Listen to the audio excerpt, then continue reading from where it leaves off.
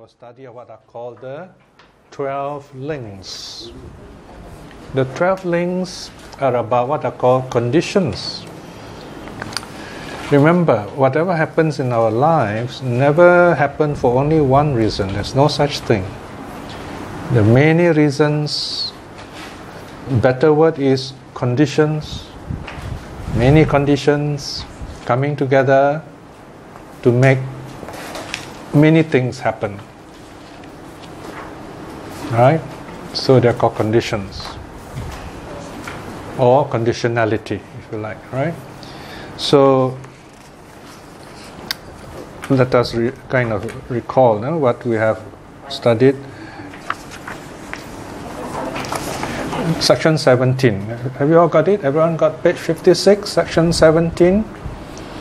Let's just read through those links again so that we can recall what we've been studying so far.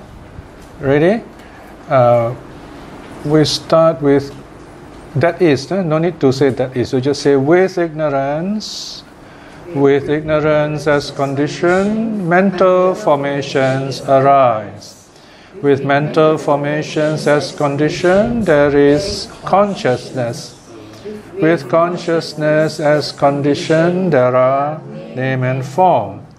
With name and form as condition, there are six sense bases.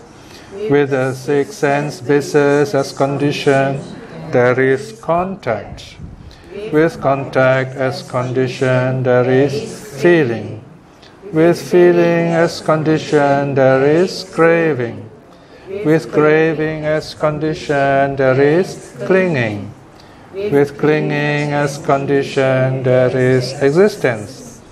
With existence as condition, there is birth.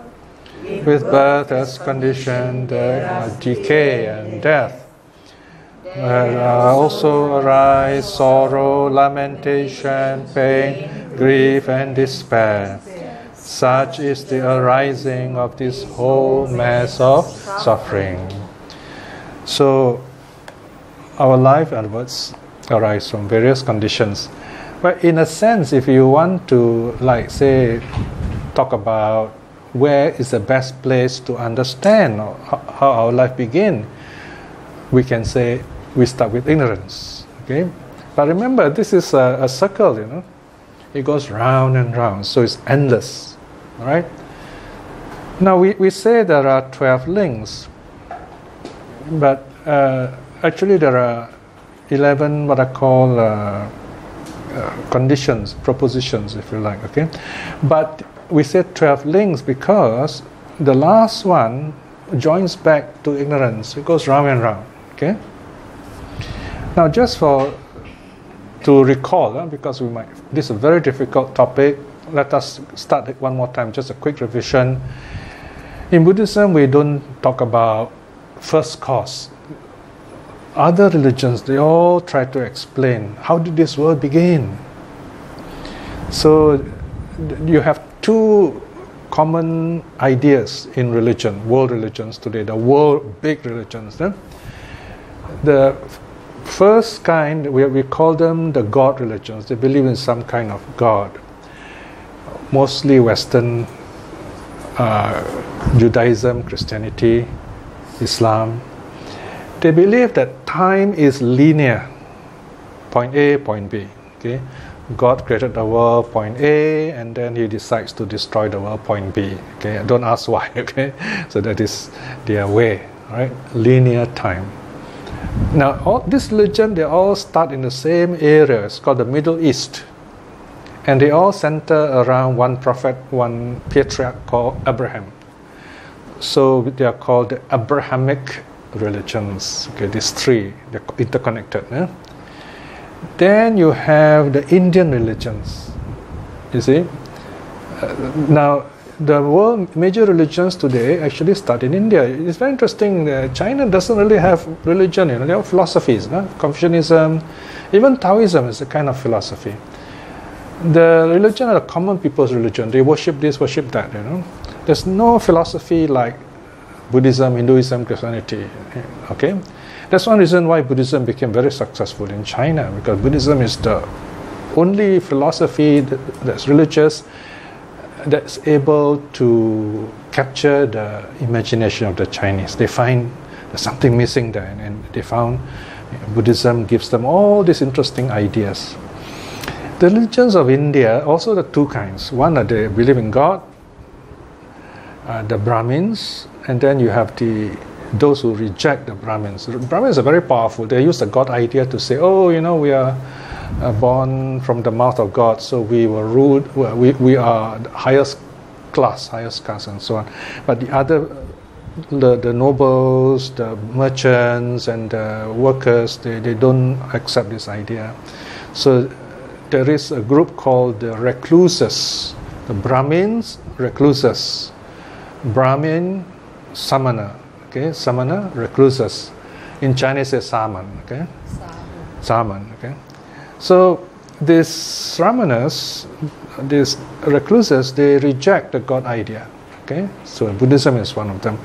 So now all these Indian religions, generally, I would say Asian religions, the non-Abrahamic religion, time is a cyclic. No beginning, no end, right? Now this is an easier idea to defend, because in the linear idea, you can ask what happened before point A. So the teacher will say, don't ask us question, it's a sin, All right. Whereas in Buddhism, we say no beginning. When did time begin? There's no answer. So the Indians are very good at this kind of idea. Say no beginning, no end. That is called samsara. Samsara is our cycle of life and death. Many, many lives, many, many deaths. No end. In fact, no such thing as death. When we die, only our body stops functioning, but our mind continues in a new life, many lives, countless lives. In the end, it is suffering. The Buddha said we have gone through so many lives. It is boring, Imagine you're reborn, new life, you got to go back to school, Just think of that. That's bad enough. Right? So that's called samsara. Now, if you think like that, it's called samvega. Samvega will say, oh no, I don't want to do this. This is terrible, right? That's called samvega. Samvega means you want to get out of the situation. You suddenly realize there's something wrong here. You want to change things, become better. All right. So in Buddhism, we say it begins with ignorance. So you see, number one is ignorance. So because we are ignorant, we form ideas. We start thinking of this, thinking of that, and then we form ideas through the three doors of action: body, action to the body; action through speech. We somehow communicate, and then our thoughts. You imagine the mind of our ancestors, the cavemen. They don't really know the things we know today. Look at the story of the gods must be crazy. The Kalahari Bushmen, they found a bottle, they don't know what it is, right? So this is ignorance. So we form all kinds of ideas. That's called mental formation. Then when we have mental formation, then slowly we become more conscious. What is this? What is that? Like a child. The consciousness. The consciousness arises through the 5 physical senses. It is controlled by number 6, the mind. Okay, so you have this mind notice things. For example, I say, what is this? Now, I don't know what is it. I must get a name for this. Of course, we call it a cup, right? But this we call a glass, right? So these are all names we decide long ago, and then we learn them in school. So when I see this, I say, oh, cup. So in my mind, I remember cup. I already learned since I was a kid, a cup, you put water, you drink with it. This because we know. But if I bring my cat doesn't even know what it is, right? A dog doesn't know what it is. Only humans know what this is. So name, and then we have this form a picture in our head. Name and form. We create all this through our mental formations. And then as we do this, our consciousness, we become more conscious, and then we give names, okay? Through you notice the sequence there, follow the sequence. Mental formations, you become more aware through your consciousness. Here refers to the 6 senses. You're conscious through your eye, conscious through your ear, conscious through your nose, tongue, body, mind, okay? And then the mind starts forming ideas. He must give a name to something, and there's a form, a picture in the mind of this thing, something like that. Yeah, that's called name and form. Now, once you have name and form, then the six senses become more defined. Like a baby, you see, when the baby is born, the five senses, the six senses are not very clear. Everything the baby must taste. The baby still doesn't know what sound means what. The baby has to be taught. And slowly, as the baby grows older, the senses become more distinct, more clear, more separate. Okay? And then when you have these six senses or six sense bases, there is contact. That means the eye sees something. There is attention. That's called contact. That means all the 3 points of experience are complete. The mind, the sense, the functioning eye, object, our consciousness, in other words, attention. Every tree is there, the triangle is there. There is contact. Contact means vision, sight. Okay? When there is contact, okay, this is where we stopped last week. When there is contact, there is feeling. Okay, feeling, the Pali word is Vedana. Now, don't think in English of the English word feeling. I mean, yeah, you know the word feeling, but don't worry too much about the meaning, okay? When you study Buddhism, you got to ask yourself, what's the meaning of this word in the sutta? Very important, context. In Buddhism, feeling comes from your experience. All right, so I see this cup. All right, notice here we said there is the eye, there is the contact, the eye, object, the consciousness, and then there is contact. That means I can see this cup. I don't just see the cup. I look at this cup, first thing I will think about is nice, not nice. I like this cup, I don't like this cup. Or the color is nice, this flower is nice. Or I don't like this flower, whatever. We evaluate it. A cup is quite simple, but there are other things which are more complicated. Like when you first meet somebody, you never met this person before, first time someone introduces you to him, first thing you do is you want to know what this person's name is, right? Say, what's your name? And then later we ask, what's your job, and so on. Because we want to have a good picture in our mind of this person. At the same time, we also form an idea of this person in our mind. We say, I don't like this person. It looks like my ex-husband or ex-wife. Maybe. Or maybe you say, oh, I like this person. It reminds you of someone that you love. Right? So we have this kind of bias at the start when we look at something. In other words, how we react, whether you like or don't like something, is based on your past experience. For example, if I've never seen a cup before, I don't know what it is. I got to ask somebody, say, what is this, right? But I already know what a cup is because we all live in this society, we all are so used to all these things. But we still form ideas. Oh, I don't like this cup because when I was a child, somebody knocked my head with this cup. So I recall something, and then that memory makes me hate it or don't like it. So you see, you can understand this when you apply this to daily life. You see someone suddenly you don't like this person, you don't know why. So you got to sit and reflect, why? Why do I don't like this person? Oh, maybe in the past, something happened with someone who looks like this, something bad happened to you, so you connect with this person in the same way. So I don't like this person. Actually, there's no real connection. Once somebody met me, I think I was still a monk then, I think.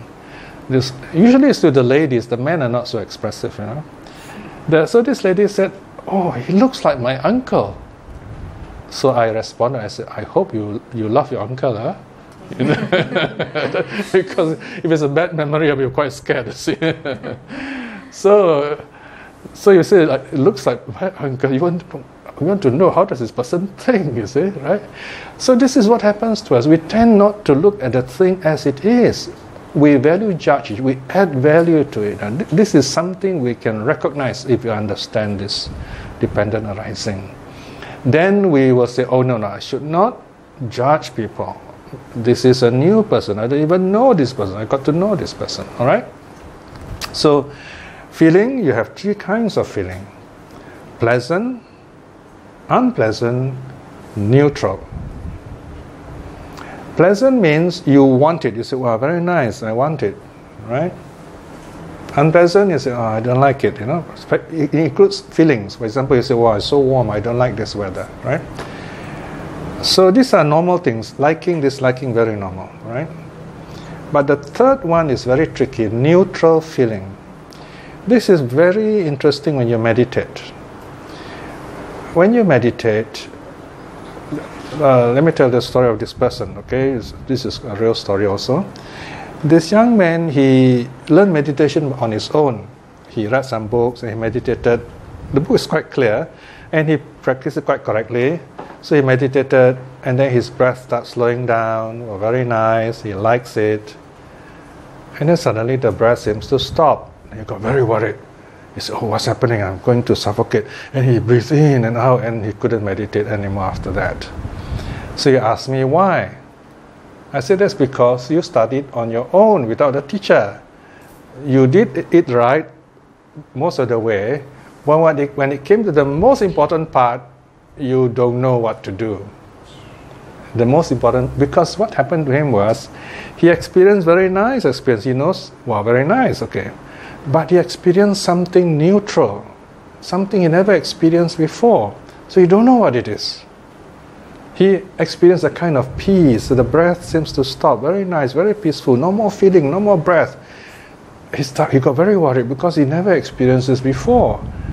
That is why you need to study the suttas. The suttas tell you this is peace. It is wonderful. It is beautiful. Don't fear it. You see, he was not told this, you see, because he simply do on his own. So when he experienced this very beautiful thing, he got scared. But he doesn't know what it is because of ignorance. Ignorance causes fear. Attachment also causes fear. So you got to find out what's going on here. All right. Now there's a wonderful psychology here. Maybe next year we talk more about this. Today I'll just give you a summary. If you see something nice, you say, wow, this is nice. Okay, you stop there. That's okay. That's fine. No problem. All right. But if you say, this is very nice, I want it. After that, desire arises. Okay. Maybe when Brother Lo is not looking, and just keep it in your bag. Okay. Then you have broken the precept. So that's called craving. Right. So when you like something, it leads to craving. How do we prevent this? You say, oh, this is nice, but I already learned all these are impermanent, you know. If you drop this, it will break. It doesn't last forever. And then you talk about conditions.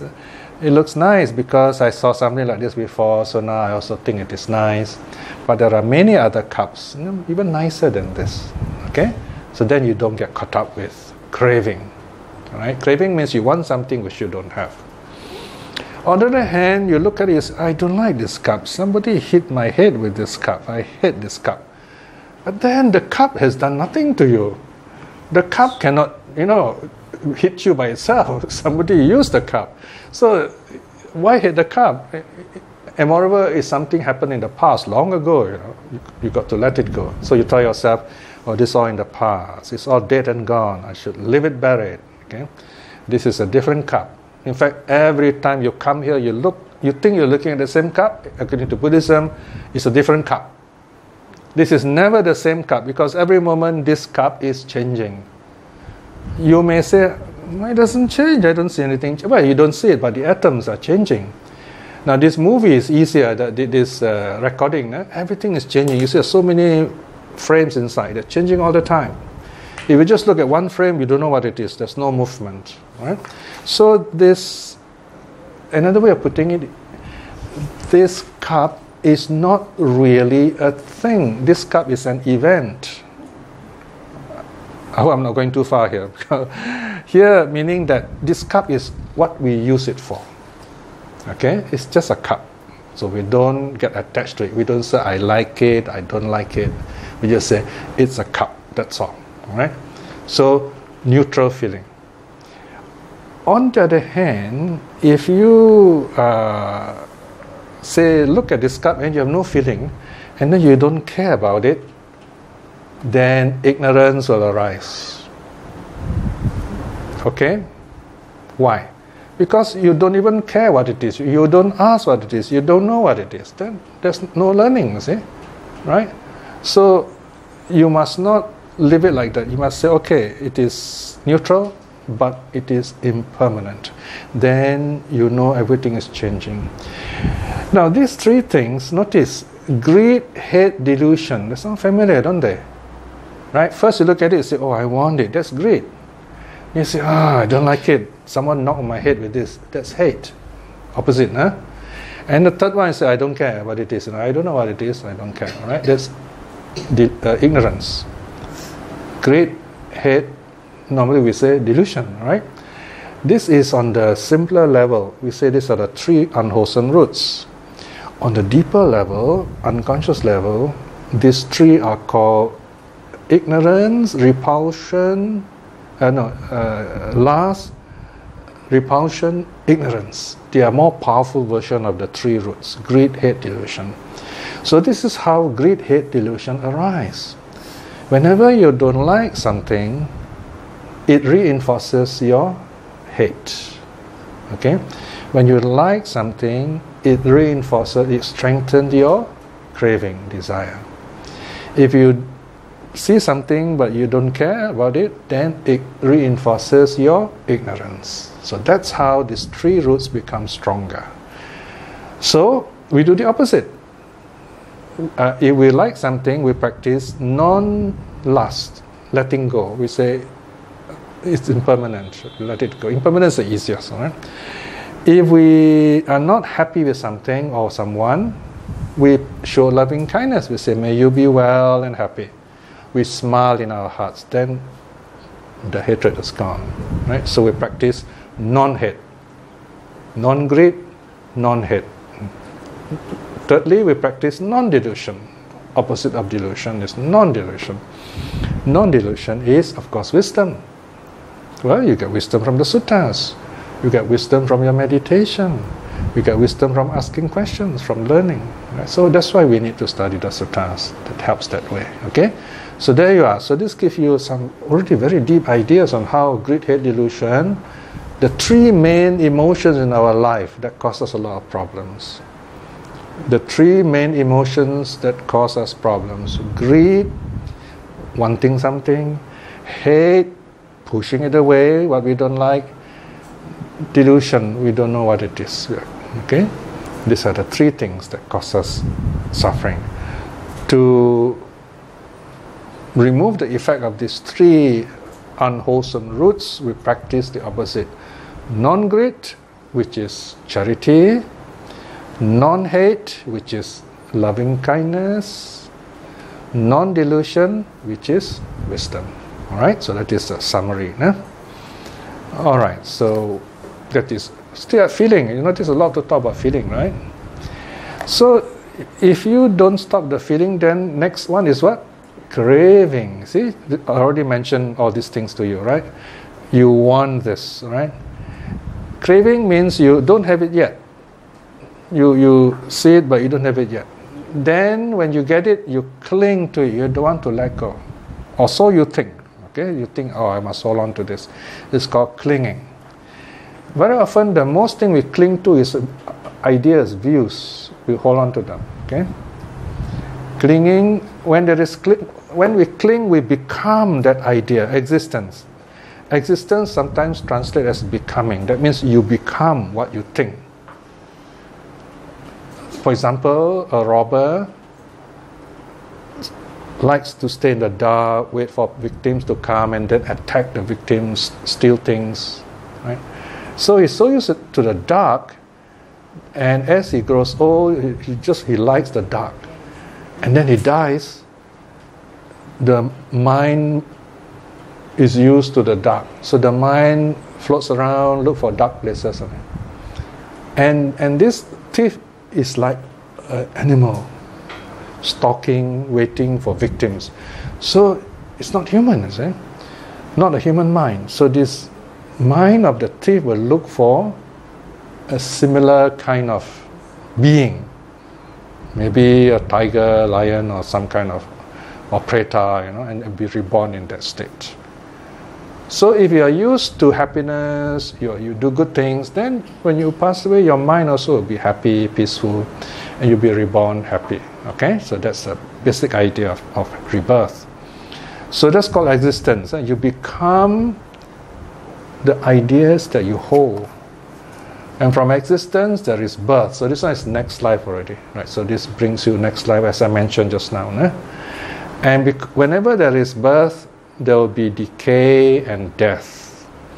We give very nice words to our life process. For example, when a baby is born, we say, okay, birth, and then we say infancy, childhood, boyhood, girlhood, well, all very nice words, But once you're past 40, past 50, we say senility, we say decay, and so on. The truth is, from the moment we are born, from day one, decay starts. The moment you see the fruit, the little bud, the little fruit coming out on the tree is already starting to decay. Decay means what? You take in oxygen, you oxidize. Oxidation is burning. Decay is burning. Okay, we are burning up. Okay, we are growing old, we are burning up. That's why our skin become wrinkled, we drop our hair, and so on. Okay, so we are decaying all the time. All right, so there is decay, and then there is death.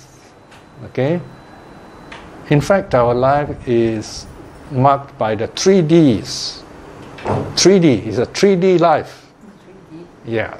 You know what are 3Ds? Decay, disease, death. Sure to have somehow the nature of life. Okay. So there is, but here I mentioned decay and death.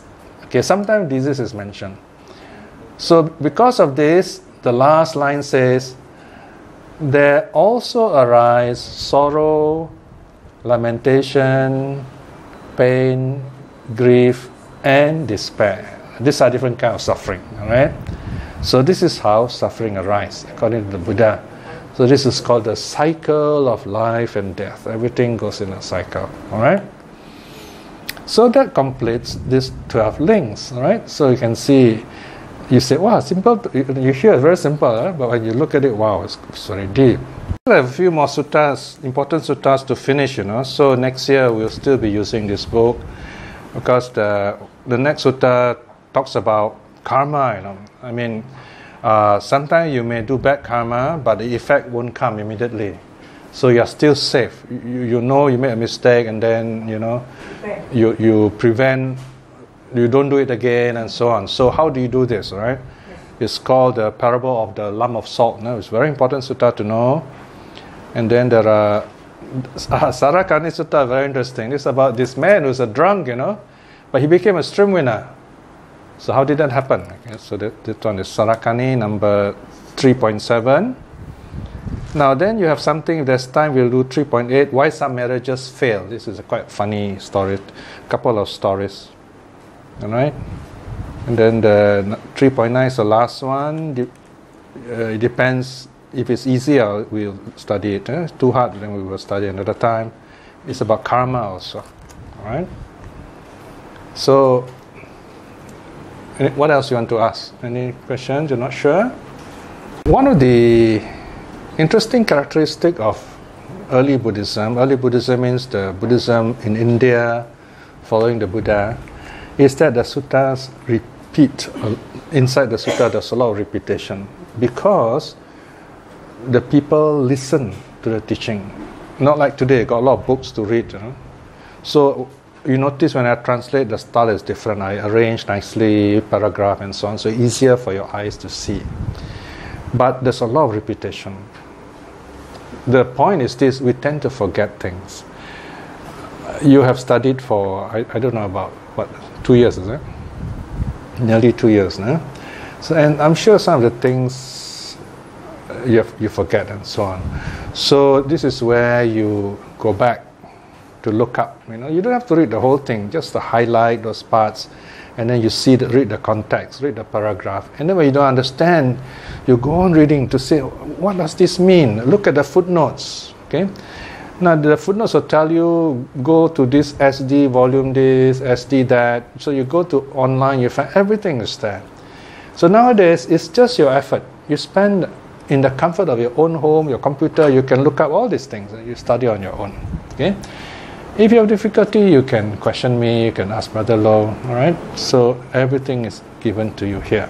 As I mentioned, in Sri Lanka, the monks are using this, for their studies, and also in Thailand, and the people, these monks, they get copies, they bring back to Myanmar, all these things. So they like all these books. And I have students in Canada and Peru, or is it Chile, South America. They also depend on these teachings because they don't have teachers there. Teachers who teach early Buddhism. And there are many kinds of Buddhism, but we want to learn what the Buddha taught, how to practice meditation, right? Because there are lots of worshipping and stories which don't relate to our daily lives. So in the end, you find you're performing rituals which don't help. Nowadays, we want the real thing, so we can practice and then feel happy inside. So religion is quite complicated today. Some religion become very politicized. People use it, for politics. That also is not good. We want inner peace, right? So the Buddha has given us this teaching of peace. Yes? Teacher, I would like to ask, formally, when I take the Buddha's image, then I just take it very easy, okay, it's just an image. I'll just bring it up and down properly, Yes. Yeah. But after sometimes that life becomes more troubled and becomes more things are more happening in consistency. Then I tend to look at the image as if there is something down there. I did not even like my last time I think that this is just an image. And you can bring it down. Now it becomes sort of like it is something that is supernatural like that. Something that is maybe I cannot touch it, cannot bring it down anytime. Must see the date that kind of thing. So I don't know why I have this notion now. Then I look at last time when I look at the Theravada, all those they have the monk would chant using the string or whatever, that kind of thing, and then through the water and things like that. I find that it's like a sort of superstition. Oh, okay. But it seems like I'm going towards that area. Oh, okay, that's very interesting. So the two things in you, one is that belief, the other one is you're curious what's going on. You see, we all, when we study Buddhism, we mature mentally. Our minds begin to change. We begin to see things differently. All right? Sometimes we have a feeling, this is very sacred. Sometimes we begin to understand and say, Buddha image is just made up of the 4 elements. Earth, water, fire, wind. That's all it is. It is how we think of the image. The sacredness is inside us, not out there. All right? For example, the Buddha does not look like anything in the images we have today. You see a Buddha image, it's got a big bump on the top of the head, right? The Buddha never had that. Because all these ideas came from the Greeks. The Greeks had their own statue of the gods. So they became Buddhists. They start making, to them they must make a picture of your God, otherwise you can't see him. You can't see him, you can't worship him. So they make this very beautiful, they're very good in making statues. So the Buddha statue became so beautiful, people also cannot object because they say, wow, so nice. So that's how the Buddha statue started. Right? But the Buddha said, no, don't make any statues of him, because he knows you make statues, this is what will happen. People will start having different ideas about it. Sometimes fear, sometimes love, sometimes devotion. All right. So, number one, remember everything is in your mind. Holiness is not out there, it's in the mind, it's your attitude. That's why some people say it's holy, some people say not holy. If you're not a Buddhist, you don't care. You don't know what it is, right? When you first look at it, it doesn't mean anything to you. But slowly, as you study Buddhism, you say, oh, this is a lotus, this is what, this is that. The more and more meanings are there. So we're talking about meanings. So you ask yourself, what does it mean? What is this? It's like a lesson. You take the statue like a book to learn, you know.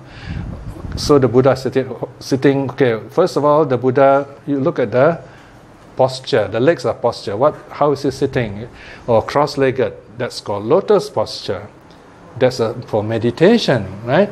And then the hands are like that. That is meditation gesture, right? And then the eyes are closed, okay? So you begin to notice all these things, then they teach you, say the Buddha is doing this, doing that. So, in other words, you are reminded what to do for yourself, that you also can get that kind of peace. Notice whenever you see Buddha images nowadays, in fact, anytime, not just nowadays, even from long ago, no? The Buddha image is always very peaceful. There's only one exception, you know, one image from Afghanistan. It's actually not. I think it's the Buddha. The first few days after he became Buddha, when he was still very thin, you know, because he didn't take food, so you can see all these bones, you know, and that one looks the most ascetic, we say, ascetic. Frightening for some people because eyes are very deep and very skinny. It doesn't look very nice. That's the only image. There are only 2 or 3 such images in the world. Can you imagine that? The rest all very beautiful. Why? Because when you look at the Buddha image, it's to help you feel peaceful. If you don't feel peaceful with the Buddha image, you should give it away. Get a peaceful one. And then when you want to meditate, you look at the image, which is very nice, very peaceful, then you can meditate. It is to help you become more peaceful. That's how you look at it. All right? So remember, all in the mind. Everything's in the mind. All right? So like when I look into those guidelines like that, they say that sometimes the image if you don't want and nobody wants it. Actually, they actually recommended to smash it away. No, I never heard of that. Have you heard about this? No, I think you should not do that. Yeah, that's the reason why I want to do it now. What we normally do, you can bring to a temple, you can leave it there, okay? That's one way. Or, somebody wants it, you say, well, this one's already, it's blessed already, so you can put it in your house right away. I gave a lot of my images. One question. Yeah. I've seen the image of the Buddha. Just now you said like he has been blessed. But is it necessary? I mean, the word blessed means the statue has been blessed. Consecrated. Yeah, because the big word is consecrated. Why is it necessary? It's just a ritual. It's not necessary. Not necessary because the best consecration is your own devotion to it. All right. So all these are rituals people like to do. Sometimes, normally it's like you're so happy, you invite your friends and so on, So these are just rituals. So you don't have to do that. I'm very happy you see it this way. Because some people, they like to ask you all these things. So instead of talking long, all these things, you just say, okay, it was already consecrated. You just take home and worship it. Less problem. Then later, as they become more wise, then you explain to them. So I have so many images. People ask me, I mean, I don't have many images. I have 1 or 2. People ask me, I always give them the one that I have. So I said, you can, I've already been praying to it, so you can use it. You don't have to get all those, someone to pray for you anymore. And many of them still have all these nice images which I used to have, you see. So in the end, I'm left with only one Kuan Yin image, So I kept that one. So all this, as I say, is in the heart. All right. So and in fact now I tell myself actually I don't need any image in the house because it's in my mind already. So I can have more space, in the house because you have an image. You got to keep it clean. You got to offer lights, things like that. You see. So these are things you decide for yourself. So that's good. You begin to understand all these symbols. They're called symbols. They are meant to teach you, not to frighten you, not to make you superstitious. Then it's not helpful really. Then you better tell us, I'm going to give you a way back to the temple, right? So we've got to simplify things. The more Buddhist you become, the simpler your life should become, not more complicated. There's some people, you go to their house, you go, wow, there are more Buddha images there than there are people in the house. So many, And then you just need one, So these are those things. Okay. Yeah, any other things? Well, otherwise, it's already, I think it's time we can conclude. No, now we'll conclude here. Yeah?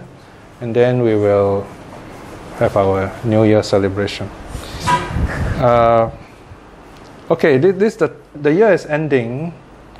So this is the time when you should recall to mind all those people who have been kind to you. Your relatives, friends, your teachers. Remember them. And then just send your thoughts of loving kindness to them. Sometimes we have old friends we forget. Lately, some of my old schoolmates have been contacting me, because they know I was a monk before, so I'm becoming very special to them now, because they're all very old already. And a number of them are dying one by one. Recently one passed away already.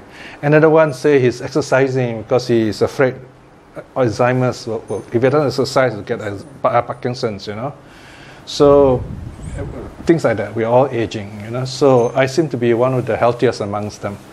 I look at the picture, wow, all look so old, and so stressed up, all right? So as we age, the teaching of peace of Buddhism is even more important. So if you're young, you're very lucky. You start young, then your cells are all healthy. You go on meditating, you do your metta, loving kindness, you keep your body cells, your mind, all the way, and you age happily, all right? So, and your mental faculties all remain healthy and strong. Now in Singapore, we are very aware of all the difficulties that old age can bring. Right? So this meditation, studying, keeping the mind active, all will keep you healthy. And the younger you start, the better. All right? So, and you know something, you teach your friends, then your friends also, kind of share similar interests as you. You are Buddhist, Otherwise, it's very difficult. Your friend who has a different religion, you find somehow, no matter how close you are, there's always something dividing you. This is the sadness in my life, I'm almost alone now because my brother got converted and he has passed away. He's a very nice person. But no matter how close we are, still religion separates us. Okay, Christianity. Now I have his children are there, his wife is there, but still we can never be that close because of this kind of religion. So if you share the same religion, it helps a lot. It makes you feel happy. And you have a community like this, a fellowship like this, it helps a lot, right? So in a time like this, end of the year, you think of all these people, think of all these wonderful people here. Of course, these are the first people you should think of. Your teachers, wish them good health. Your family, wish them good health. Even if you don't like that person in the family. In fact, if you don't like the person in the family, this is even more important. You send your loving kindness to this person because people can change. People can change. Okay? Yes. If not this, because you know why? There are two ways you meet people again in your future life. One is if you love them. One is if you hate them. So if you meet them again, you hate them, you'll be suffering, right? So send your loving kindness now. I mean, of course, this is past karma, so they don't, somehow you don't agree. So go on sending loving kindness. Then you find this old karma will die here. See, the Buddha said if you practice loving kindness, you're serious with it, you will limit the effect of the karma to this life. It will not follow you next life, all right? So, of course, we can't control all the karma, but this basic stuff, you can, right? You find, don't Don't show hatred to people even though they hate you. Alright? And as you grow older, all this will make more sense to you. This is one thing, it's called the law of impermanence. It will make you wiser. So you start now, you find you become wiser as you grow older. That's your benefit. Yeah? Okay, so now we will do a short closing for this wonderful year of study and practice. So this is a time we just sit peacefully for a few minutes to wish all our loved ones, our close relatives, and those have been really kind to us. When we needed help, we needed someone to talk to, they are there for us all the time. May they be well. May they be happy. May they have good health.